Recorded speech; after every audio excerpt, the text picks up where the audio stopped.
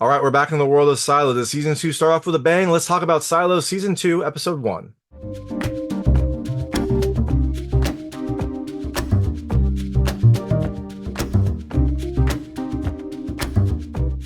Hey everyone, it's David Stark from Watcher Pass, and Silo is back. It was a great sci-fi series on Apple TV Plus. We had to wait a little while for the second season, but the second season is starting now. It's coming to Apple TV Plus on November 15th, 2024.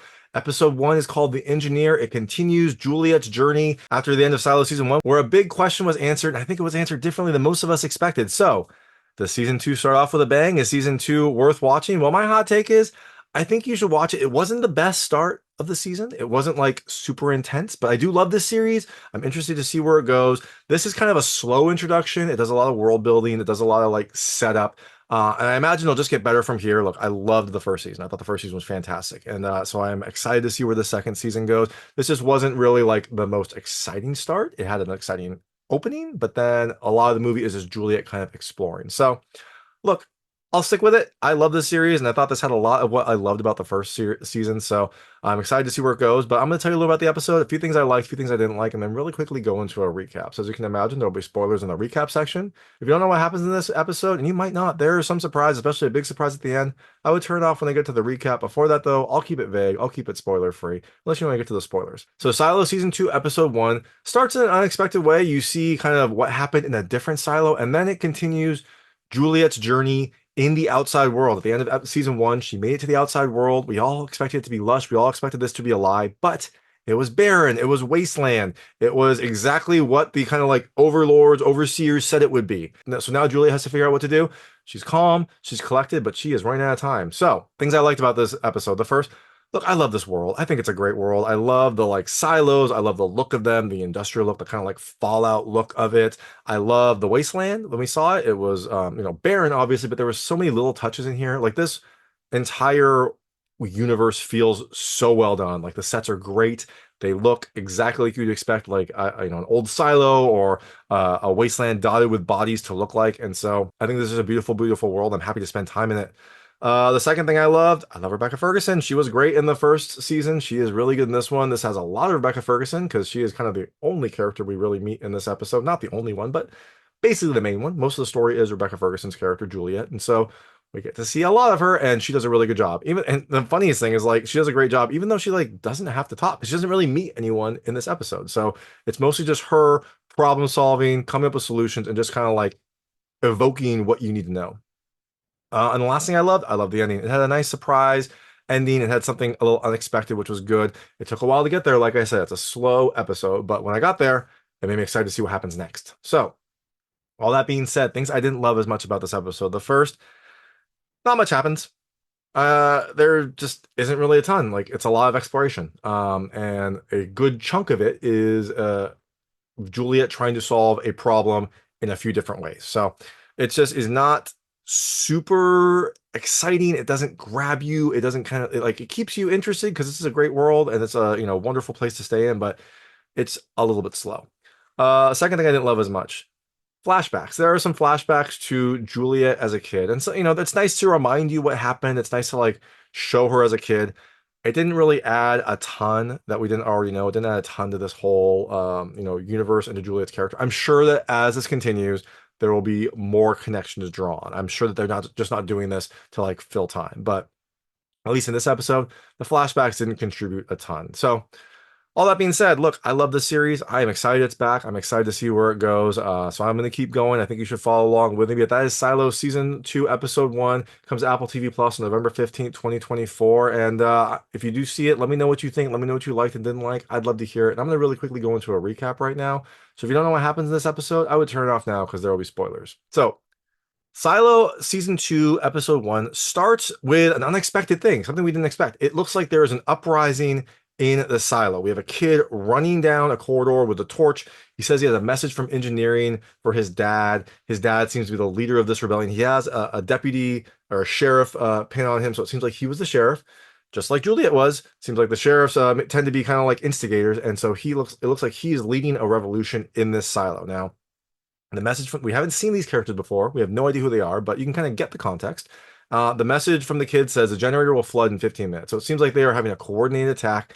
and they're waiting for the generators to flood to do it. Now, I don't know why they didn't wait. I mean, it seems I assume they waited 15 minutes and the generators didn't flood, so they had to go anyways because the lights didn't turn off. Like it seemed like power was still there. It seemed like everything was still there, and so the this revolutionary group is going to attack. It looks like the leadership. The leadership is holed off in like one section of the silo. It looks like they destroyed the bridge between the middle part and that section. So the revolutionary people are on the middle part. The leadership is on the bridge, or is on the other side. How are they going to get there? Well, they have this whole plan. They drop a bridge piece to bridge the gap, and then they all run across. But it seems like the revolutionaries are kind of outgunned, literally outgunned. The guard have guns. The revolutionaries have like sticks and clubs and things like that. But there are a lot of them, so they go down. They run at them. A lot of them get killed, but they eventually are able to overpower them and take the leadership, whatever you want to call it. So after this, they clean themselves up. The dad sheriff survived. His wife survived. His kids survived. So they're cleaning each other up. He's worried. The leader is worried that someone in engineering was lying. I think his name was Russell. He's worried that he was lying about flooding the generators, but there's nothing they can do now. They already took it over, and their goal was to get outside to see what was outside. So he leads his entire revolutionary army, all the people, and says, "Let's go outside." Everyone seems very excited. They run up this corridor. The doors open. Everyone runs outside. They're carrying this like green flag. And then we fast forward and we see an old tattered green flag lying in like a sea of dead bodies. And we see Juliette walking around. Juliette is outside. She, at the end of season 1, she left the silo. I think we all thought it would be lush and beautiful and that everyone was lying. Apparently they weren't. Apparently it is a wasteland out there, and Juliette is just kind of like trying to figure out what to do. So we see that old tattered flag right next to it. We see the body of an adult, and then behind him is another adult and a child. So it seems like that is that leader person, his wife and his child. Seems like they died along with all the other followers when they went outside and like realized that the atmosphere was toxic out there. So Juliette follows this path and finds the doorway into this other silo. She makes her way down. There's bodies everywhere, tons of old rotting bodies. And she eventually makes it to a door, and she has to pry that door open. The door is kind of stuck, but she's able to pry it open and get inside. And this inside of this silo looks very much like the last silo. There's an observation room that looks similar, the kind of like structure similar. There's like a spiral in the middle, and then like living quarters on the outside.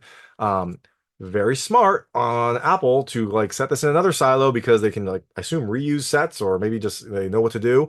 This silo is in much worse repair than the last silo. It seems like this has been neglected. There's a lot of like dead vines.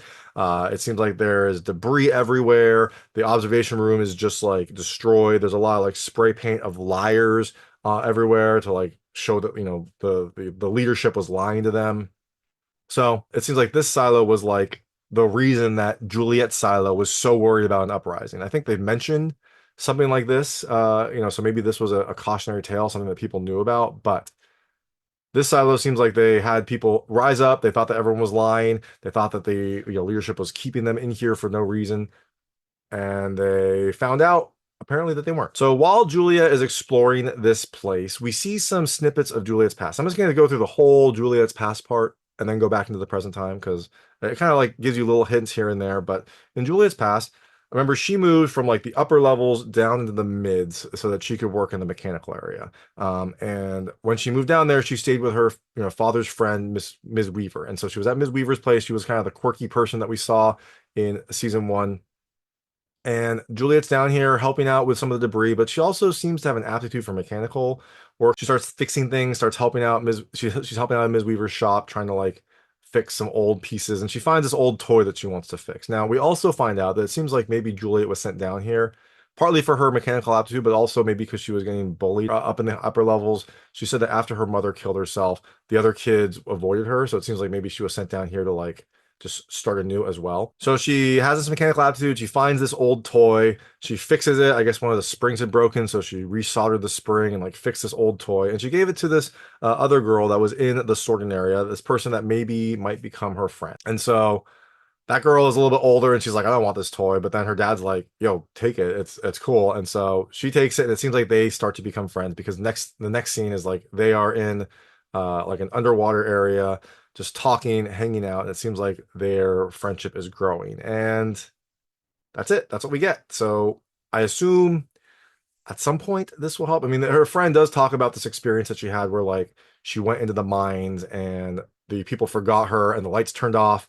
And so she was in there in the dark and she had to like navigate her way back very carefully. And Juliet's like, how did you do it? Like, I would have been so scared. And she's like, what else was I going to do? I wasn't going to stay down there, which I think helps frame what happens in the present time when Juliet is trying to figure out what to do in this silo and doesn't really have that many options. But again, it felt a little it didn't feel like it gave us a bunch of new information about Juliet and also just didn't advance the story a ton. I bet that there will be more flashback scenes. Maybe we'll meet one of these characters later on, but for me, the flashbacks were fun. They were nice, but they didn't really do a ton for the overall story. So now in the present time, Juliet's exploring. She finds, the old farmland. Most of the crops are dead, but there is one light that's working that like is keeping a tree alive. So it seems like maybe Juliet will have some food down there. She also gets some water dripping off of something, so she's able to like refill her water bottle and drink some water. So it seems like she has the very basics to survive. Now she eventually explores a silo and hears something from that like area that the leadership was holed up in that assault. This is the silo where that assault happened, and so the leadership was holed up in this one area. They blew the bridge between there. Juliet's on the middle section. And so she hears something over in that space. So she wants to get over there. So she tries a few ways. And a lot of the episodes are trying different ways. Like one, she gets a rope and tries to like swing across the expanse. Unfortunately for her, that rope snaps. She almost makes it and then plummets down the silo. And you're like, oh my gosh, what's going to happen? Well, hits water. Apparently, I guess they did flood the generators or something bad happened. For some reason, the water's way up. So she hits the water and she appears to be able to swim. I guess maybe she learned when she was, going down into those deep pools with her boyfriend in her silo. I didn't realize she could swim, but she's able to swim. She's able to get up and try again. The next thing she does is she builds essentially a ladder from like poles and some, tarp that she rips. So she builds this like rickety ladder, drops it between there. It spans, and as she's going across, that ladder starts to give, and eventually it does give, but she's able to jump across to get to the other side. So now she's on the other side. How's she going to get back? Well, as she's exploring this other side, she finds the cause of this sound. There's like a fan that has a key card attached to it, so it's like hitting the fan as it's blowing. So that's a little disappointing for her. But she does also find that old bridge that the rebels used to bridge the gap originally. And so she puts that back. And so now she has a way to get back into the main section and she can continue exploring this place. So she thinks that this is a bus. She doesn't hear it. She doesn't, see a reason to stay. She starts heading back, but then she hears some music and she's like, oh, I'm gonna start exploring that music. So she goes in, she follows the music down to a door and she has a crowbar. She tries to open that door and it doesn't budge. And then boom, a slide window opens up and we see a pair of eyes. This person that has like long hair, but you can't see ton because you can only see like their eyes. They have long hair and they have two different color eyes. One is blue, one is hazel. And this person says, hey, and he seems polite. He doesn't seem angry. He's like, hey, look, I get it. You saw this closed door. You tried to open it, tried to figure out what's on the other side. Like that's, that's normal. We're all curious. But if you do it again, I'm gonna kill you. And then boom, he closes the slide. So I don't know, very like Wizard of Oz-ish, kind of like very like, trying to see the wizard, but that is it. That is the end of this episode. Juliet is in this silo and apparently someone else is and does not want to be found. So who is this person? I don't know. I went back and rewatched the assault section. I didn't see anyone with different colored eyes. It definitely wasn't the sheriff. He had dark eyes, it seemed. I'm sure someone in there was, and we didn't see a ton of the leadership. Although one thing that was interesting was it did look like there was a younger Bernard in that attack. So it seems like maybe Bernard witnessed this, and that might be why he was so strict. I'm not sure how that's going to connect, or that might have just been like a random other person. But in any event, I didn't see him in the assault. I didn't see him earlier, so this might be a new person. But I guess we'll have to wait till next week to find out. That is Silo Season 2, Episode 1. Like I said, you should watch it. It's not the best episode, but I love this world. I'm excited to see where it goes. So if you do check it out, let me know what you think. Let me know what you liked and didn't like. I'd love to hear it. And thanks so much for watching. If you like this review, please like and subscribe to this channel. It helps me out a lot. Make sure all my new content goes straight to you. Thank you.